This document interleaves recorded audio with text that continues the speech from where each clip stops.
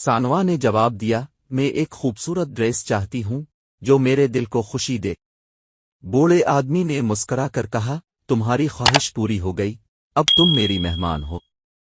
एक दिन बेटी और बूढ़े आदमी ने गुफ्तगू की, जब तक कि आसमान सियाह हो गया। तब तक के घर में अजदहा आवाजें आने लगीं और सानवा ने एहसास किया कि वो अकेली नहीं है। असद की दिलचस्पी बढ़ गई और उसने पूछा, फिर क्या हुआ? पीली ड्रेस वाली लड़की ने जारी रखा, घर में अजदहा आवाजें आने लगीं, जैसे कोई चपा हुआ दम के इस पारे को चला रहा हो। वो माहौल गहरी खामोशी में ढला, जब तक कि एक जिंदा आदमी की आवाज नहीं आई। आखिरकार वो ने देखा, एक पुरानी औरत उनके सामने खड़ी हुई है और उसकी आंखों में गम की लहर अलिफामोड़ रही है। सानवा ने बात की, तुम कौन हो और यहां क्यों हुई हो?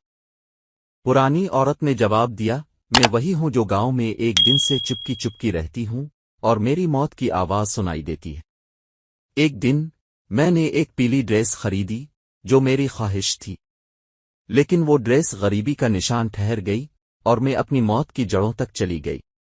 लेकिन वो ड्रेस गरीबी का निशान ठहर गई और मैं अपनी मौत की जड़ों तक चली गई। अब मैं ऐसी लोगों को बिला रही हूं जो मेरी मौत के राज को हल कर सकी। पीली ड्रेस वाली लड़की ने कहानी को खत्म किया और सानवा की इंतहाई दिलचस्पी से महसूस हो रही थी। असद ने सवाल किया, फिर क्या हुआ? पीली ड्रेस वाली लड़की ने मुस्कुराते हुए जवाब दिया, मेरे दोस्त, वो जो पीली ड्रेस में आया हुआ था वो मर जाता है, और जो लोग इस घर में आते हैं वो भी कभी नहीं वापस आते। एक रात जब असद और उसकी मां ने घर के बाहर झुलसाने की कोशिश की, वो उनको भी देखा और वो भी वही अफसाना सुना रही थी। और जब वो इस अफसाना को सुनकर खौफजदा हुए तो उनके सामने सानवा का दिलचस्प पैगाम आया। पैगाम में ये लिखा था, वो जो मौत की ड्रेस पहनता है वो मौत का भी मतलब बन जाता है। और इस दिन से फिर कभी असद और उसकी मां ने इन डरावने घर के बाहर नजरें नहीं डालें और वो पीली ड्रेस वाली लड़की का अफसाना कभी भूल नहीं पाए।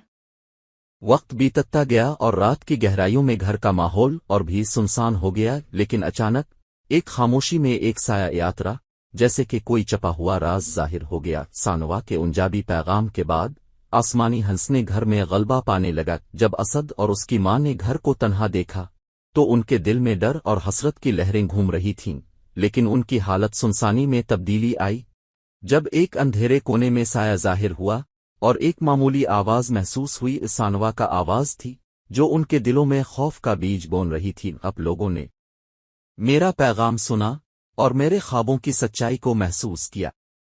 अब वक्त आ गया है कि आप मेरी मदद करें और इस मखौफा मामूल को खत्म करें। असद ने सानवा की आवाज सुनकर दबक कर पूछा, पर हम कैसे? सानवा का जवाब आया, आपके दिल में ईमान होना चाहिए और जिस हकीकत को देखने के लिए आपको तैयार होना होगा।